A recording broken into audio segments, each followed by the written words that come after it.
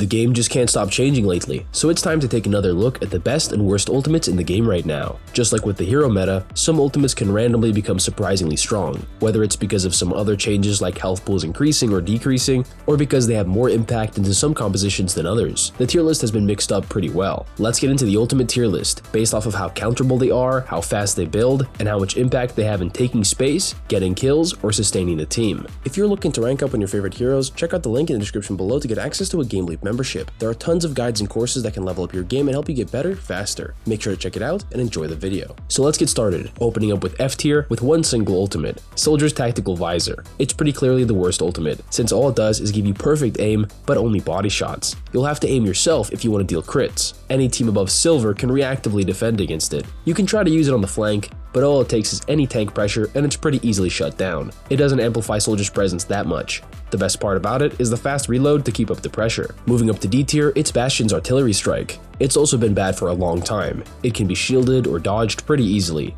You won't get the kill unless the shot lands right on your target, so most of the time it's only a time-wasting ultimate, and not a very good one at that. At least it has explosive splash damage that has good potential against stacked teams. Done with D tier, we're on to C tier. And first up is Widowmaker's Infrasight. C tier is very situational. In Widow's case, she can do a lot with the ultimate in slow matchups where information is even more important, but it obviously has zero impact in big team fights with other ultimates. It helps Widowmaker just fine, but as a utility type ultimate more than a resource trading pushing ability, it can't keep up with the rest of the tier list. Next in C tier, we have Roadhog's Whole Hog. It builds decently fast even if you're feeding, but it really only gives Roadhog a moderate advantage in the tank matchup. Hooking enemies in and blasting them is always rewarding, but the maximum potential of the ultimate is pretty low. You're more likely to push enemies to safety, which stalls time, but doesn't win you fights. Next we have Torbjorn's Molten Core. It's limited to zoning situations, which is great in fights where the point is close to being captured. It's pretty easy to avoid otherwise, so while it's a decent ultimate with insanely high damage per second, if the enemy team isn't forced to be on the point, it's barely effective. Next up, we have Hanzo's Dragon Strike. It's also a type of zoning, but because it comes out faster, it has more potential to deal meaningful damage and even get kills. It doesn't stay even remotely as long as Molten Core does, so while it can be more explosive, the pressure you're putting out falls off fast. It does have the advantage of being a great counter to aggressive pushes, but unlike top tier ultimates, you're not guaranteed value in most situations. And now it's time for B tier with a whole lot of ultimates.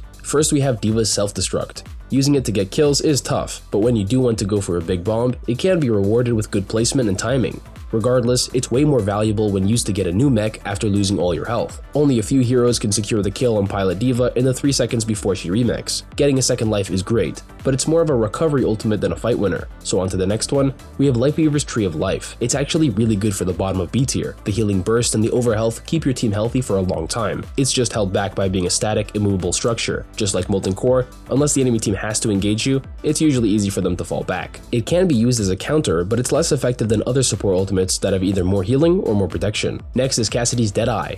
Now that we've spent a good time with Cassidy's new speed, it's a little too weak. Overall, it zones well and can even find quick picks towards the end, but only inexperienced enemy players will get caught by the speed since there's a whole 5 seconds to react to the high noon voice line before he gets too fast, and killing him is a lot easier now that the 40% damage reduction disappears so fast. Moving on to Junkrat's Riptire. Although it hasn't gotten any buffs since Season 9 where everyone got more health, it's slightly better lately with more than 10 heroes below 250 HP. The zoning impact is actually pretty big. Unlike Bastion's Artillery Strike, there's way more pressure to escape and keep an eye on the tire, which lets your team take space easily. It can regularly get good picks and relieve pressure off your team, but you do need a good map to make it work, and it can still be killed quickly with only 100 HP. On to Genji's Dragon Blade.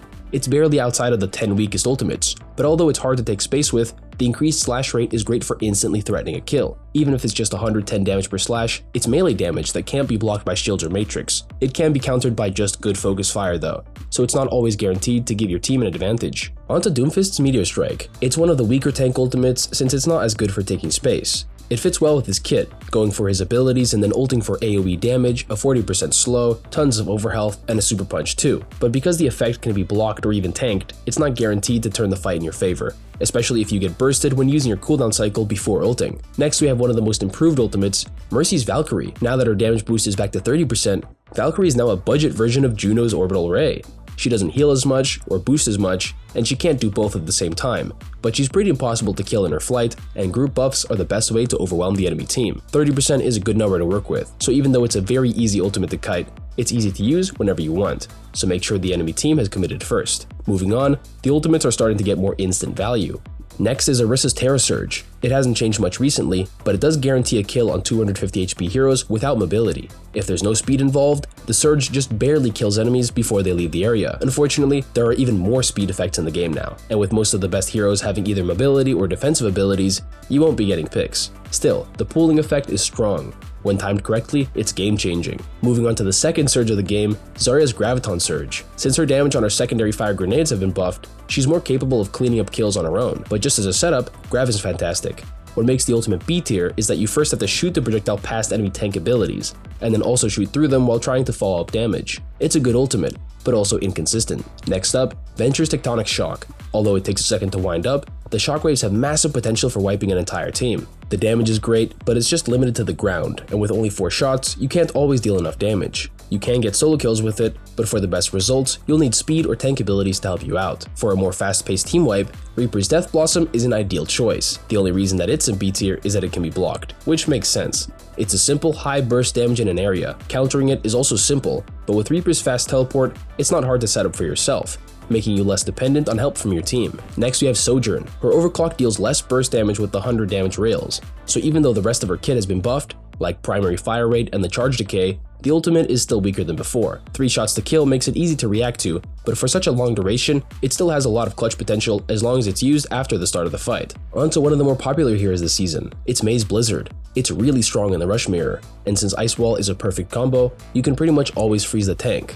And although there are a lot of ways to counter it, the freezing area is massive. It can still be countered or cleansed though, and because there's just a lot of time to react to both the Blizzard deployment and the time that it takes to freeze, it's not higher in the list. Now for Ramatra's Annihilation. It's a strong ultimate for sure, but it's not as oppressive as other tank ultimates. Players can kite away from it like they would your normal form, and since it only deals 30 DPS and refreshes your armor, it won't exactly break open the enemy team. It's amazing in the mid-fight and keeps you alive for a long time, but it definitely lacks the initiating power on its own. Next is Reinhardt's Earth Shatter. It's one of the reasons he's still playable despite having such a slow playstyle. Even when you're getting battered by spam, Shatter can clutch up, and since it got the 25 meter range upgrade, it can be hard to space around. Still, it's a skill shot that can be dodged, but the threat of it alone has a valuable impact on controlling the enemy team. For the third tank ultimate in a row, it's Junker Queen's Rampage. The casting time is so short now that it comes out almost instantly. It's actually pretty tough to block even with perfect counters like Mei's Ice Wall. It does take a while to build though, so even if you snowball like crazy, the best you can hope for is every third fight. And of course, with Kiriko in the game, the ultimate just can't reach A tier with such a simple counter available. Now for the fastest charging ultimate besides Diva's Remake, it's Tracer's Pulse Bomb.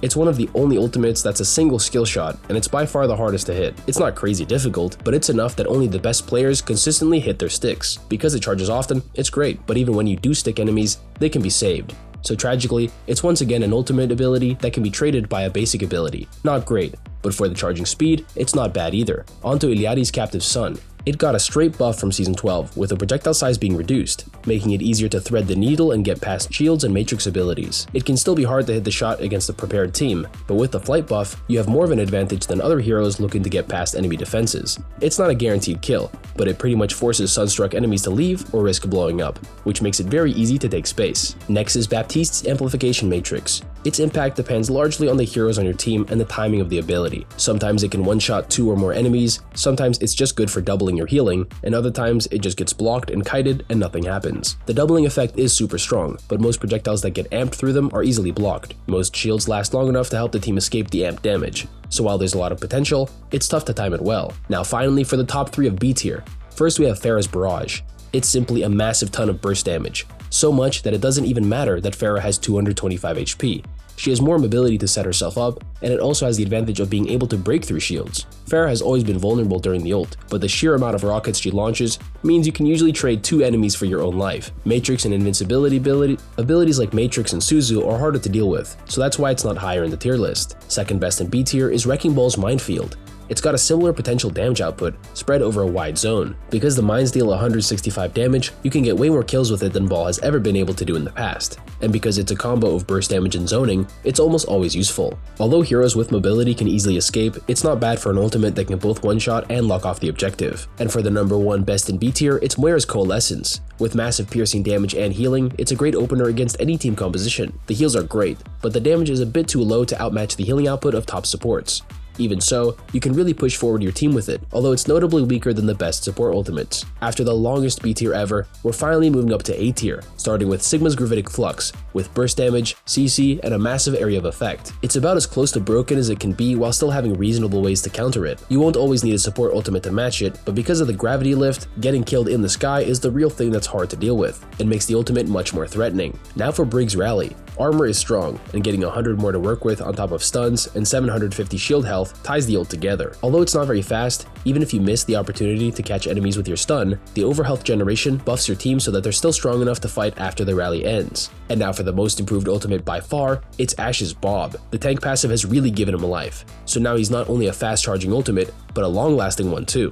He can still be killed reasonably fast, keeping him low A tier, but the attention he demands and even the uppercut knockup makes it consistently useful for turning the fight or initiating it from a flank. Moving on to Winston's Primal Rage. It's a tough ultimate to use, but now that he has more health in it, most teams won't be able to kill you while you're disrupting the backline. Since Winston can pretty much go in with his bubble, then primal, and then bubble again after it ends, he can seriously keep your backline occupied for a long time, cutting off support to the rest of the team and setting up kills for his teammates. For an even more oppressive tank ultimate, next we have Mauga's Cage Fight. The shield blocking support from outside is one thing, but the movement silence is what really takes this ultimate from great to amazing. It pretty much will always take an ultimate to counter it, so the biggest thing holding it back from being S tier is the charging time. Mauga's not the best hero for farming ultimates, especially when the game isn't going in your favor, so when the ult does come up, you have to make sure you're getting good use out of it. Now for Zenyatta's Transcendence. When it comes to healing output, he obviously has the highest, and to be invincible for the duration is pretty underrated as well. It comes with a drawback of being unable to use abilities or damage, so while the ultimate is really strong, it's overshadowed by some of the other more flexible ultimates at the top. And speaking of the more flexible ultimates, Echo's Duplicate is pretty much the best you can get. It's not just the strength of another ultimate,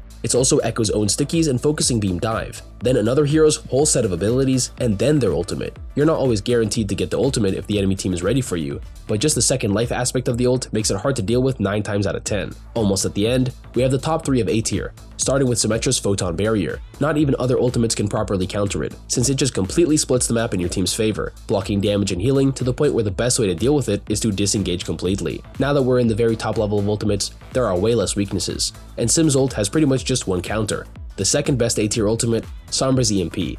It's gotten even better lately with Sombra's increased Virus Burst, so not only can it completely silence entire teams for 3 seconds, but Sombra gets 1 guaranteed kill off it no matter what. With only 225 HP, it can be hard to be aggressive enough to build it consistently, so it's not exactly S tier despite being one of the least counterable abilities in the whole game. And for the number 1 A tier ability, it's Ana's Nano Boost. It's not quite as flexible as Duplicate, but ever since it got buffed way back to heal targets on top of the damage boost and damage reduction, it's also great for saving allies and then turning the fight. Most heroes in the game are good Nano Boost targets, so as long as you don't miss your intended target, you can always come out on top. And with Ana finishing off A tier, it's time for the top 3 ultimates in S tier. Lucio's Sound Barrier at 3rd has been pretty much in the same state since launch, and if it's not broken, it doesn't need fixing. A massive amount of overhealth instantly is pretty impossible to deal with. Unless the enemy team is using 2 top tier ultimates, the beat can clutch up any situation. And although it's best used defensively to guarantee that it soaks damage, an aggressive beat is not something you can easily fall back from either. So with one of the oldest ultimates at number 3, one of the newest ultimate is at number 2. The second best ultimate right now is Juno's.